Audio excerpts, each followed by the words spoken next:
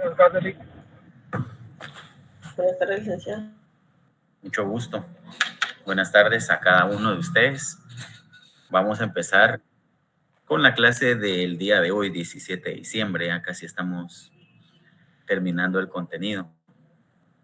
Espero que sí podamos terminar los convenios, por lo menos los 8 fundamentales, y vamos a ver si nos da tiempo de algunos otros que yo considero relevantes. Y los últimos 2 días de clases, que serían 26, no, sería, sí, 26. Y el lunes siguiente, que sería el 29, vamos a tratar de ver cómo se crean estas normas internacionales, hablando de los convenios, ¿verdad? Entonces, vamos a tratar de ir avanzando rápido. Bienvenidos sean todos los que están conectados. Bien. Nos quedamos en el convenio 87. Vamos a ver el convenio 98. Este es similar al 87. Similar, solo que aquí habla acerca del derecho que tienen las personas o los trabajadores de incorporarse a un sindicato sin tener ningún tipo de problema o limitación por parte del empleador o por parte de las instancias, pero también habla acerca de las negociaciones que pueden hacer los sindicatos. Bien. Todos los convenios se realizan como primer paso a través de una conferencia, así se llama esa reunión de la Organización Internacional de Trabajo. Realizan una conferencia, ya les voy a explicar los pasos que se deben de seguir ya en las últimas clases que yo les mencioné, pero se realiza una conferencia y empiezan a discutir acerca de los mecanismos legales. Entonces, cuando aprueban este convenio, cuando lo crean, realizan una conferencia. Entonces, precisamente este convenio es en una conferencia convocada en Ginebra por el Consejo de Administración de la Oficina Internacional del Trabajo el 8 de junio de 1949. Artículo 1.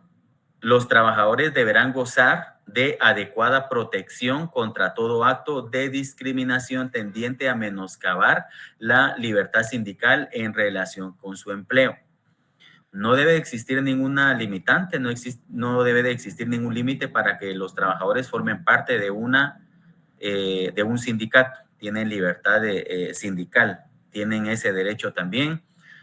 Tienen derecho a incorporarse. Ni siquiera los empleadores ni los directivos de un sindicato deben prohibir o limitar a un trabajador para que forme parte de un sindicato.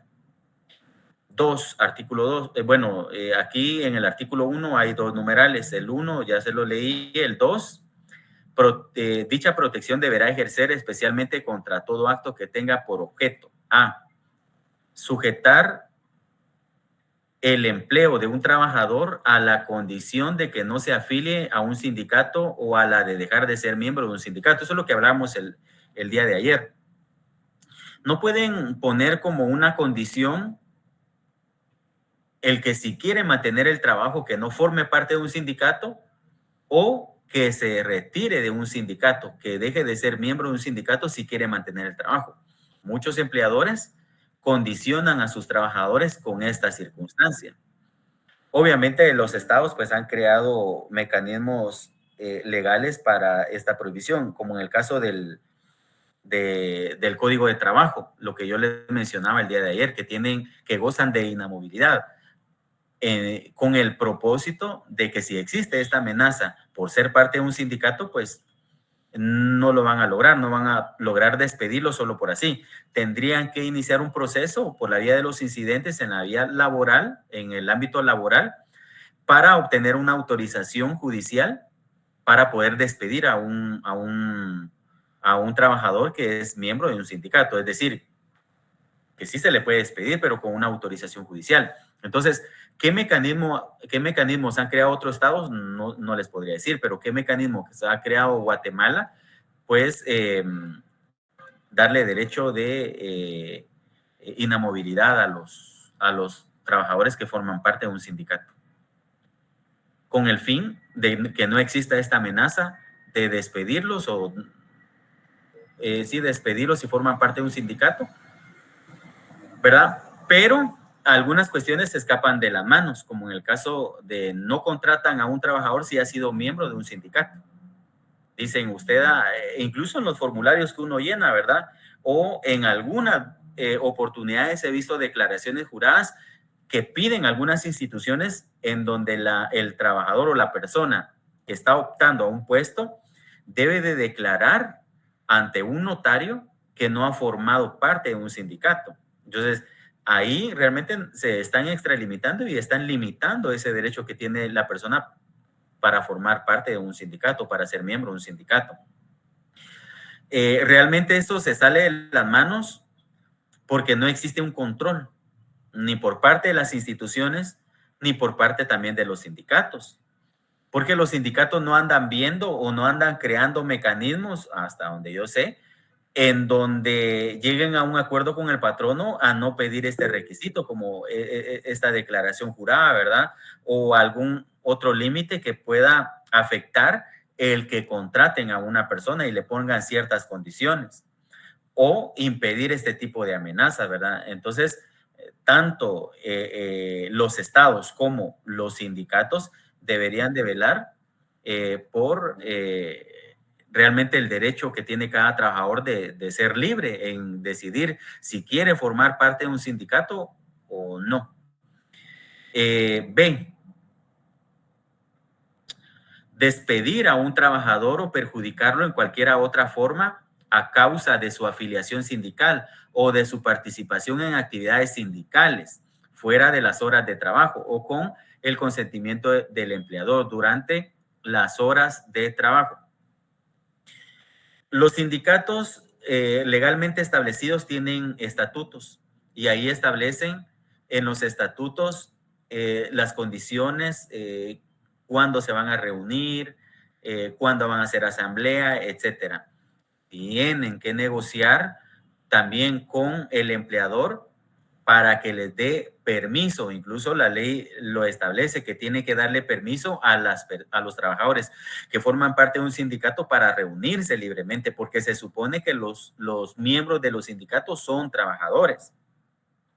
No se puede decir, yo soy maestro, por ejemplo, y soy parte de la junta directiva del sindicato, pero no estoy dando clases. Tengo licencia permanente para no dar clases. Eso no se puede porque tiene que ser un trabajador, ¿verdad? Entonces, en este caso, tendría que tener permiso también de la institución en donde labora para poder reunirse libremente o también negociar cuando se reúnan en horarios laborales y pues fuera del horario laboral con más razón, ¿verdad? Artículo 2. Las organizaciones de trabajadores y de empleadores deberán gozar de adecuada protección contra todo acto de injerencia de unas respecto de las otras, que ya se realice directamente o por medio de sus agentes o miembros de su constitución, funcionamiento o administración. 2. Se consideran actos de injerencia en el sentido del presente artículo, principalmente las medidas que tiendan a fomentar la constitución de organizaciones de trabajadores denominadas por un empleador o una organización de empleadores, o a sostener económicamente en otra forma organizaciones de trabajadores con objeto de colocar estas organizaciones bajo el control de un empleador o de una organización de empleadores. Es decir, que un sindicato de trabajadores no puede estar bajo las órdenes de un sindicato o de un empleador, ya sea un empleador o una organización de empleadores como un sindicato de empleadores, porque son independientes.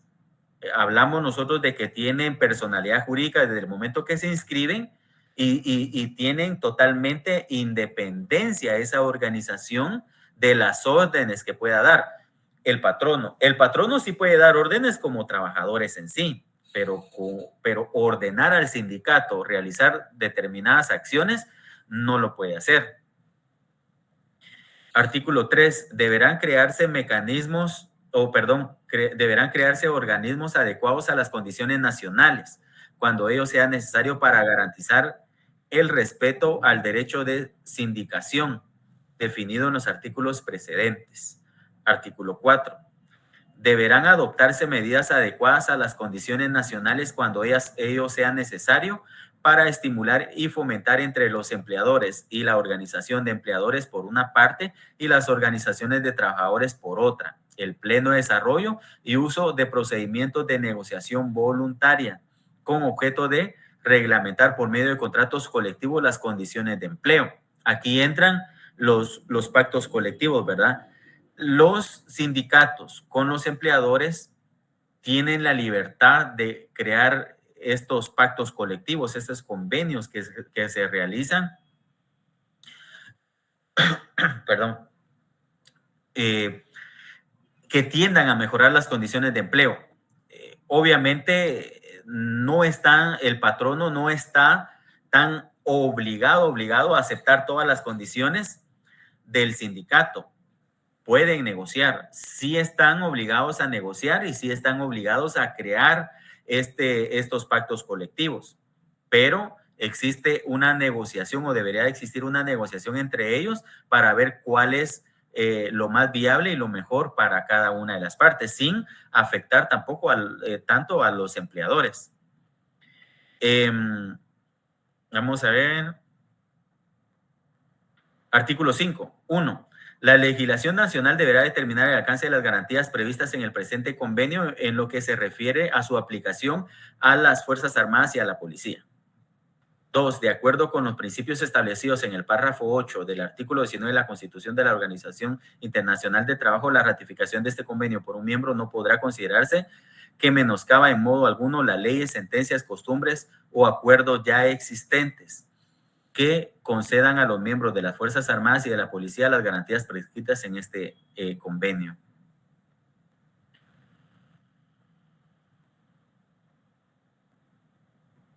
Artículo 6. El presente convenio no trata de la situación de los funcionarios públicos en la administración del Estado y no deberá interpretarse en modo alguno en menoscabo de sus derechos o de su estatuto.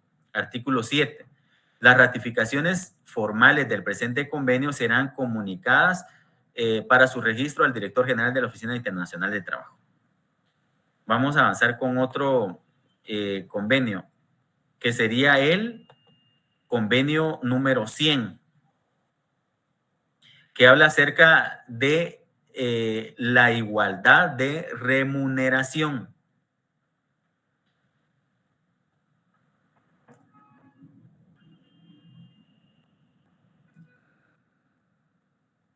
Este tiene fecha 6 de junio de 1951.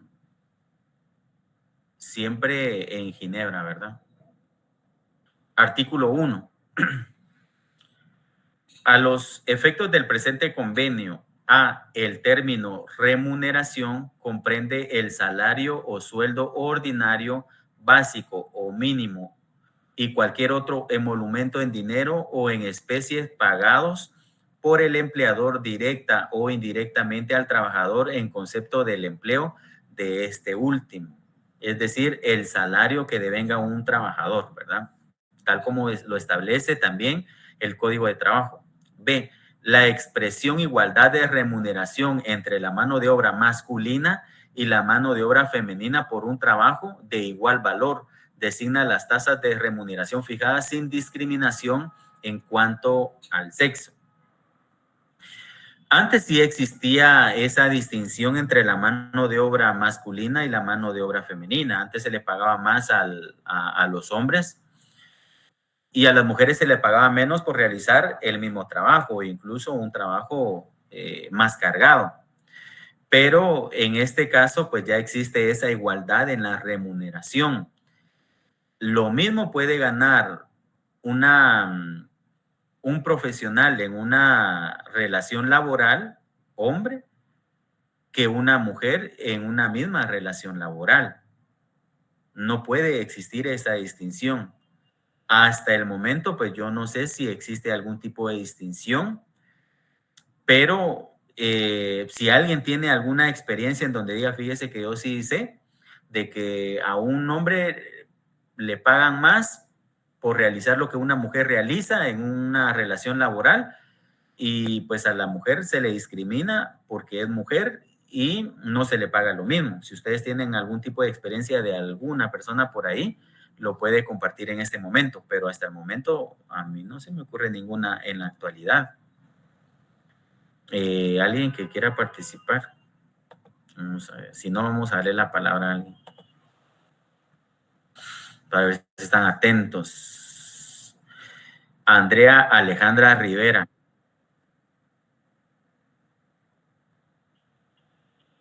Sí, buenas noches, licenciado. Buenas noches, Andrea. ¿Qué considera usted?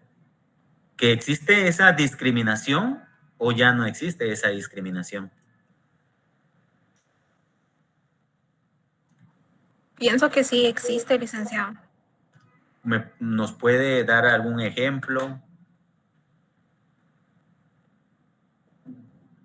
Tal vez no mencionando nombres de instituciones, ¿verdad? Pero tal vez el tipo de trabajo. A ver, Andrea.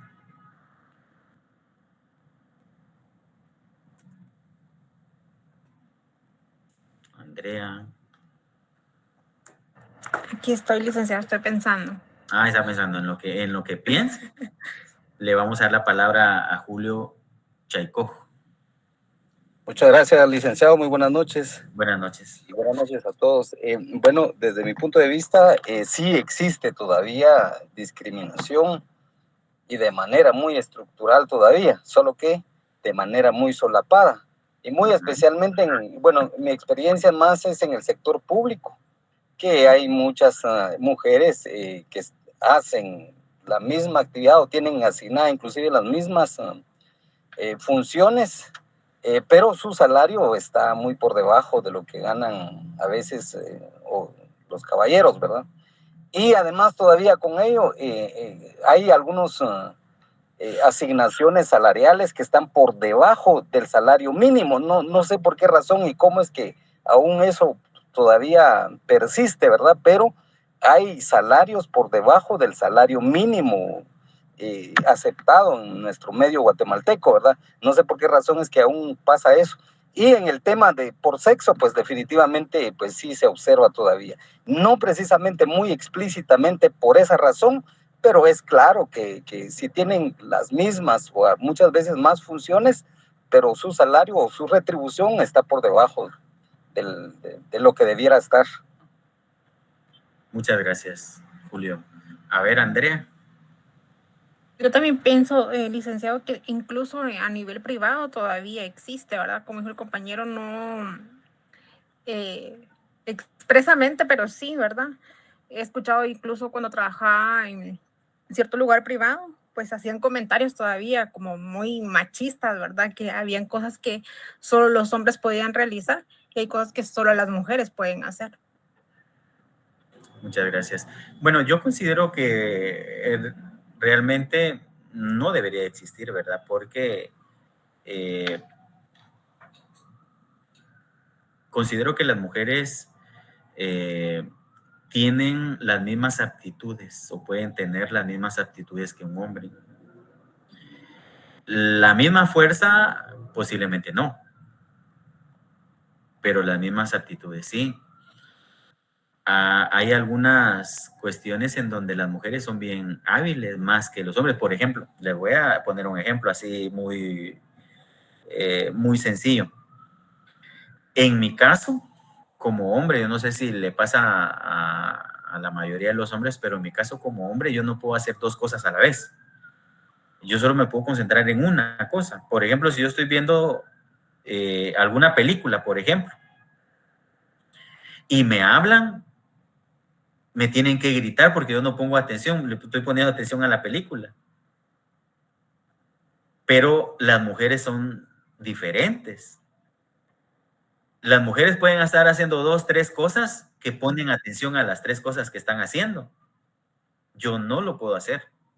Yo no lo puedo hacer. No sé si algún otro hombre que me diga lo mismo, mire, Lick, a mí me pasa lo mismo. O tal vez dice, sí, Lick, fíjese de que yo puedo hacer 2, 3 cosas a la vez y ponerle atención a las 3 cosas. Para mí tiene un superpoder porque en su mayoría las mujeres realmente son bien detallistas. O sea, todos tenemos, o sea, no podemos nosotros decir que los hombres son buenos para esto y las mujeres son buenas para eso. Cada quien es bueno en lo que realmente tiene esa vocación, ¿verdad? Entonces, no podemos nosotros, imagínense en algunos casos, tal vez no son que los discriminan los empleadores, sino los mismos trabajadores discriminan, ¿verdad? Entonces, o se burlan, como dice Andrea. Quiero darle la palabra, vamos a ver a quién levantó la mano, ya la bajaron. Quienes habían levantado la mano, vuelvan a la levantar. César Pichilla.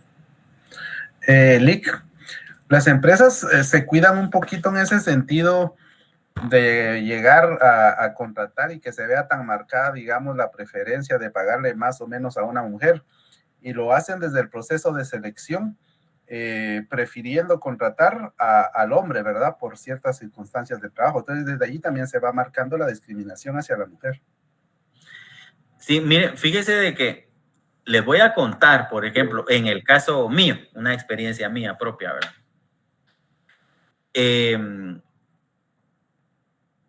Por ejemplo, en mi caso, cuando yo he necesitado de un procurador y he publicado a veces, necesito un procurador, pero yo no hago esa distinción entre hombre o mujer. Yo necesito a alguien que me ayude, que me saque la tarea. Si es mujer y es pilas y resuelve, como decimos muchas veces, ¿verdad? Contratada. No importa si tiene 20 años, 40 años, 50 años, lo que quiero es que me resuelva. Y yo he tenido a personas conmigo, jóvenes de 20 años, mujeres. He tenido señoras de 50 años. He tenido procuradores de hombres y se han puesto las pilas. O sea, para mí no existe esta distinción. Ahora, en cuanto a la remuneración, yo les pago igual. Incluso yo digo, si te pones pilas, te puedo pagar un poco más. Pero todo depende la chispa, ¿verdad? Pero en este caso, pues considero que no debe de haber ningún tipo de discriminación en cuanto a pagarle, retribuirle a la persona, indistintamente hombre o mujer, por el trabajo que realiza. No podemos nosotros hacer esta distinción. Porque es hombre, le vamos a pagar más, aunque haga lo mismo que una mujer. Y no le vamos a pagar menos a la mujer. Ahora, en algunas circunstancias existe, por ejemplo, cierto perfil. Por ejemplo, se necesita un perfil, necesito a un caballero que me ayude a cargar unos costales o a descargar un camión, por ejemplo. Entendemos que muchas veces los hombres tenemos más fuerza que las mujeres y podemos aguantar un poco más. Entonces, el descargar un camión se necesita fuerza, ¿verdad? Y muchas veces las mujeres no es que no tengan la habilidad para hacerlo, sino que prefieren a un hombre, contratar a un hombre, porque lo va a hacer y muchos ya están acostumbrados a eso. Pero si una mujer dice, yo también me aviento, yo necesito trabajar, ahí sí considero de que no debería de haber algún tipo de discriminación en cuanto a la contratación para eso. Pero regularmente o la mayoría de las veces los hombres son los que se animan a realizar ese tipo de trabajo, ¿verdad? Pero no significa que las mujeres no lo puedan hacer, ¿verdad? Hay varias circunstancias, pero en cuanto a la remuneración, no debe de existir esa distinción entre si es hombre le vamos a pagar más o si es mujer le vamos a pagar menos. O le vamos a aumentar la carga laboral, porque a veces eso hacen muchas veces. Le aumentan la carga laboral y le pagan lo mismo o menos. Entonces, a veces, ¿saben lo que han hecho algunos patronos? Tienen a 2 trabajadores, uno realizando tal trabajo y el otro realizando tal trabajo. Se dividen el trabajo los 2. Lo contratan a una persona, a una mujer, digamos, y le ponen la carga de los 2 a la empleada, a la trabajadora. Entonces, ahí le aumentan la carga laboral y le van a pagar menos. Yo pienso que entre más carga laboral, deberían de pagarle más a la persona, porque no tendría ningún sentido despedir a 2 y ella realizar el trabajo de los 2, pagándole lo mismo. Tampoco debería de existir esa circunstancia, ¿verdad? Bien, vamos a ir avanzando.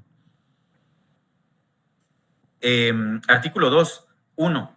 Todo miembro deberá emplear medios adaptados a los métodos vigentes de fijación de tasas de remuneración, promover y en la medida en que sea compatible con dichos métodos, garantizar la aplicación a todos los trabajadores de principios de igualdad de remuneración entre la mano de obra masculina y la mano de obra femenina por un trabajo de igual valor. En este caso, en Guatemala existen, por ejemplo, un salario mínimo para mujeres y un salario mínimo para hombres. ¿Qué creen ustedes? No, sino existe salario mínimo para trabajadores del sector del área agrícola, etcétera, ¿verdad? De maquila y los de no agrícola. Entonces, pero no dice un salario mínimo para las mujeres, un salario mínimo para los hombres. Existen, incluso como lo han regulado, ¿verdad? Por áreas, ¿verdad? Para mí, que no debería de existir ni siquiera esa distinción entre si es un trabajador del área agrícola y no agrícola o de maquila, porque regularmente tienen un salario más bajo. Imagínense un agricultor. Yo en lo personal, yo no podría realizar trabajo de agricultura. Si yo agarro un asadón o una pala, se me llena de ampolla las manos. En cambio, yo he visto a trabajadores del área rural que trabajan en la agricultura. Estas personas están debajo del sol, debajo de la lluvia, con hambre, con sed, todo el día usando el asadón, la pala, etcétera. Es algo que yo no podría hacerlo. Yo considero de que tendría que tener un salario digno también, ese tipo de trabajo. O los empleados de maquila. A veces, lamentablemente, a los empleados de maquila los tienen en unas condiciones pésimas. Yo he visto en algunas oportunidades cuando yo paso en cierto lugar, que ahí están en fila, sentados, al aire libre, expuestos los trabajadores almorzando. No digamos la carga laboral que ellos tienen. En algunas oportunidades ni siquiera los dejan ir al baño. Les dicen, ustedes solo pueden ir una vez al baño. Las personas se enferman. Es decir, no tienen ni siquiera las condiciones laborales, menos las salariales. Y considero de que ahí sí debería de haber un mejor criterio al momento de fijar los salarios en cuanto a este tipo de mano de obra, ¿verdad? 2. Este principio se deberá aplicar sea por medio de A, la legislación nacional que regularmente está en el Código de Trabajo. B, cualquier sistema para la fijación de la remuneración establecido o reconocido por la legislación. Esto es en cuanto a las comisiones paritarias, ¿verdad? De la Inspección General de Trabajo. Cuando fijan el salario mínimo, tienen que hacer una evaluación de cuánto es lo que se les va a aumentar o no al salario mínimo de los trabajadores, pero no debe de haber esa distinción entre si es mujer le vamos a pagar menos y si es hombre le vamos a pagar más, ¿verdad? No existe, por lo menos en la legislación no existe eso, ¿verdad? Está protegido, aunque como ya lo hemos comentado, en algunos lugares de trabajo todavía existe ese tipo de discriminación. Artículo 3.1. Se deberá adoptar medidas para promover la evaluación objetiva del empleo, tomando como base los trabajos que se entrañen, cuando la índole de dichas medidas facilite la aplicación del presente convenio. 2. Los métodos que se adopten para esta evaluación podrán ser decididos por las autoridades competentes en lo que concierne a la fijación de las tasas de remuneración o cuando dichas tasas se fijen por contratos colectivos por las partes contratantes, es decir, ya sea que se contrate individualmente a una persona, se tiene que definir. Miren, en los contratos de trabajo establece cuál es el salario que va a devengar una persona. ¿Saben qué es lo que hacen muchos empleadores? Dice, bueno, en el contrato de trabajo vamos a poner que te pagamos el sueldo mínimo, pero en efectivo te vamos a dar el resto. ¿Por qué? Primero, porque no quieren pagar más de cuota del IX. Segundo, porque no quieren dejar ningún rastro al momento de ser demandados. Yo tuve un cliente trabajador que a él le pagaban por medio de 2 cheques. Le pagaban su salario mínimo por un cheque y le pagaban comisiones con otro cheque. Entonces, ¿qué hice yo? Uní los dos, porque prácticamente son salarios. Uní los 2 cheques. Por ejemplo, los 2 cheques daban en 5,000 quetzales. Él fue despedido y entonces cuando yo demandé, uní los 2 cheques y lo demandé por lo que daba los 2 cheques, que era la cantidad de 5,000 quetzales. Y en la demanda laboral solicité informe o que el juzgado solicitara informe a los bancos, porque eran de diferente banco. Imagínense cómo la astucia de estas personas. Eran de diferente banco los cheques. Entonces yo solicité o pedí al juzgado que requiriera información a los bancos para ver si en concepto de qué se pagaban estos cheques. Y entonces los bancos informaron que era por motivo de salario. Entonces, fácilmente me aprobaron el salario que devengaba esta persona de 5,000 quetzales, ¿verdad? Entonces, muchos usan cualquier otra estrategia con tal de evadir su responsabilidad en cuanto a los salarios, ¿verdad? Pero en los contratos de trabajo se tiene que definir realmente el salario que va a devengar una persona. Si no lo hacen así, si le ponen un salario menos, aunque algunos contratos de trabajo ustedes van a ver que tiene un salario menos al mínimo. ¿Por qué tendrá o por qué debería de tener un contrato de trabajo un salario inferior al mínimo? ¿En qué caso se podría dar esto? A ver. Hasta ahorita quiere ingresar un alumno. A ver, Alba. ¿En los trabajos a tiempo parcial, Lic? Correcto. Gracias, César. Lo mismo iba a decir Alba, yo sé.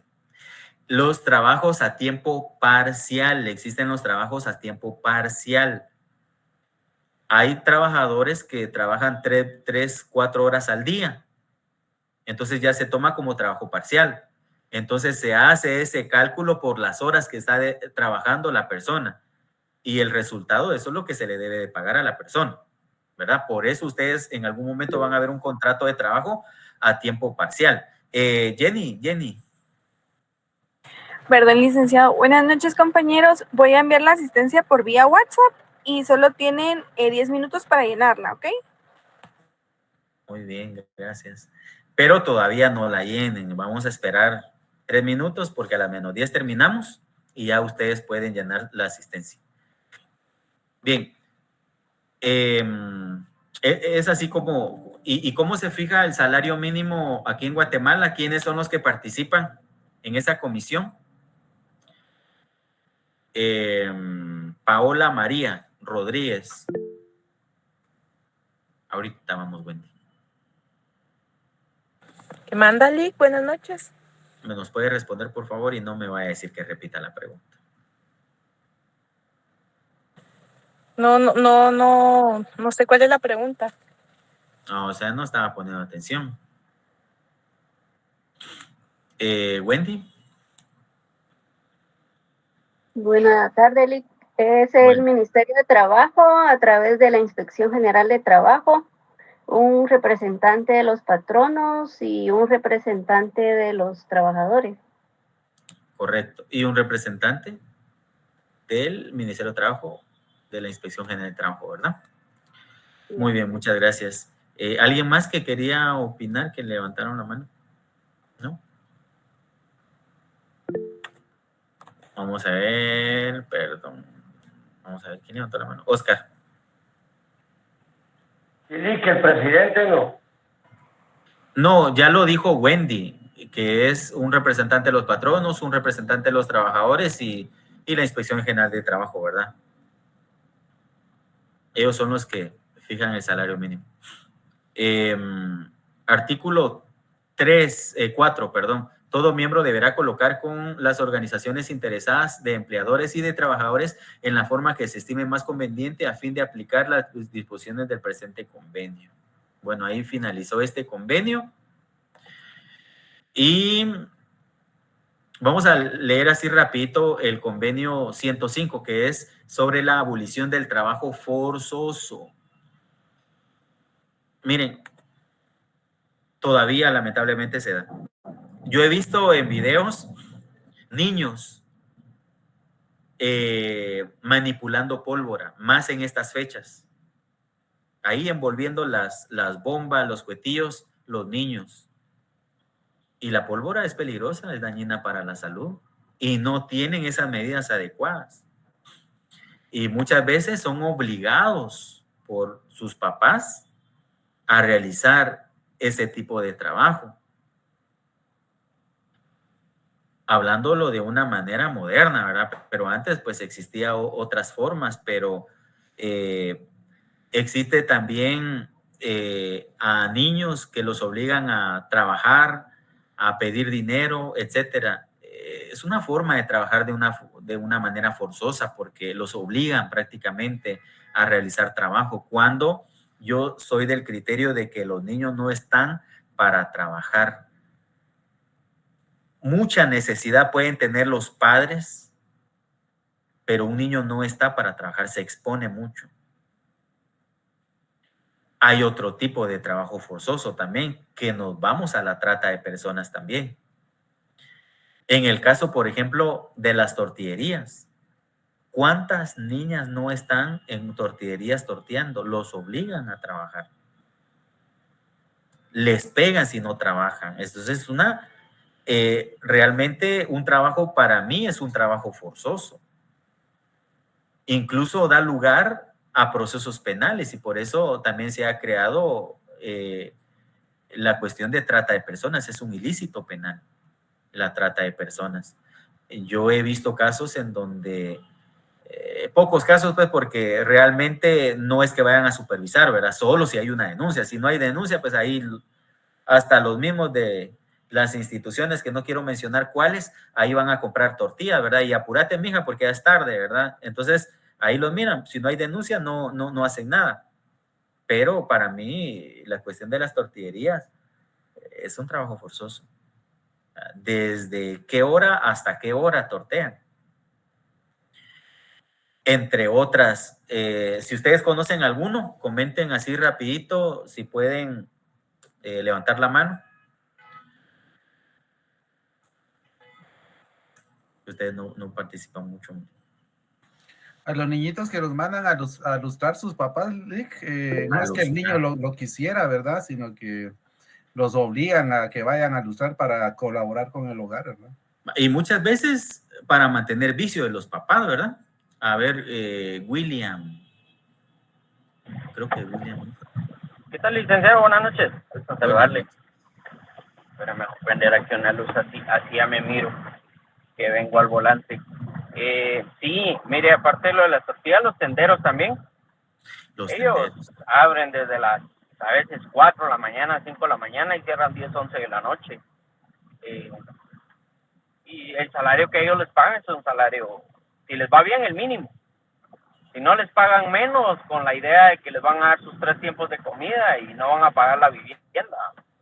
La manera de presionarlos a trabajar esas horas forzadas. Correcto. Y muchas veces nosotros nos enojamos, ¿verdad? Porque ahí va una patrulla y les activa la sirena para que cierren la tienda a las 9 de la noche, ¿verdad? Y nosotros decimos, pero ¿por qué muy temprano la están cerrando? Pero ¿desde qué hora la abren también, verdad? Y no descansan. Entonces, como no estamos en esa situación, fácil es quejarnos. Pero es bien complicado. A ver, ¿quién más levantó la mano? No la bajen, no la bajen. Ya no, nadie. Juan Agustín. Sí, buenas noches, Lick. Otro ejemplo de esos trabajos costosos se da mucho en el interior, en los cultivos de café. Seguramente llevan a los niños también a trabajar, o a las señoras, a veces incluso en contra de su voluntad, ¿verdad? Pero al final de cuentas, el jefe de familia pretende agenciarse de más recursos para mantener a la familia, supuestamente, ¿verdad, Lick? Y al final de cuentas sí lleva a toda la familia a trabajar de manera forzada, ¿verdad? Correcto. Miren, y lamentablemente muchas veces los gobiernos se olvidan de los lugares así como marginados, ¿verdad? Y no les facilitan el estudio a los niños, y muchas veces los papás no los mandan a estudiar porque tienen que trabajar. Entonces, no es lo correcto, pero muchas veces lo hacen porque así ellos han sido educados o criados, ¿verdad? A mi papá también me mandó a trabajar cuando era niño, entonces vos también lo puedes hacer, pero, o sea, no hay nadie que les diga lo contrario. Nosotros lo estamos estudiando porque somos estudiantes de Derecho, pero nadie va allá a decirles, mire, esto no se puede hacer, o le vamos a ayudar con esto, ¿verdad? Entonces es bien complicado. Mayerly. Sí, buenas noches, licenciado. Fíjese que la vez pasada estaba comentando con unas personas que se cree que incluso el sistema educativo, ahí sí que coloquialmente solapa esa situación por lo del ciclo escolar. El ciclo escolar empieza a finales de enero a octubre. ¿Por qué? Porque hay muchos niños que a fin de año los mandan a sembrar café, y todo lo que se produce aquí en Guatemala. Entonces hay quienes ni llegan a sus clausuras porque sus papás pues ahí sí que los obligan a irse al interior y a empezar a producir. Sí, muchas gracias. Realmente del todo no se ha abolido. Existe esa prohibición al trabajo forzoso, pero ¿qué hacen con respecto a? Solo legislarlo no ayuda. Hay que aplicarlo. Edna Peralta. Buenas noches, licenciado. También los niños que mandan a pedir dinero en las calles y a los que están también limpiando los vidrios de los carros. También se ve mucho, casi que en todas las zonas de la capital, y es bien triste ver todo eso. Miren, es bien complicado. Realmente es bien difícil. Que todavía existe. Y como les digo, no basta solo con legislarlo. Estas personas no van a leer la ley, ¿verdad? Lamentablemente, no existe un tipo de supervisión en cuanto a que se cumpla esto. Bien, compañeros, nos despedimos. Ya llenen la asistencia porque ya nos pasamos. Nos quedan 3 minutos. Que tengan una muy feliz noche. Cuídense mucho. Nos vemos, primero Dios, mañana. Bien portados, ¿verdad? Feliz noche. Feliz noche, licenciado. Feliz noche. Gracias, licenciado. Buenas noches. Gracias. Feliz noche. Adiós. Feliz noche. Hasta luego.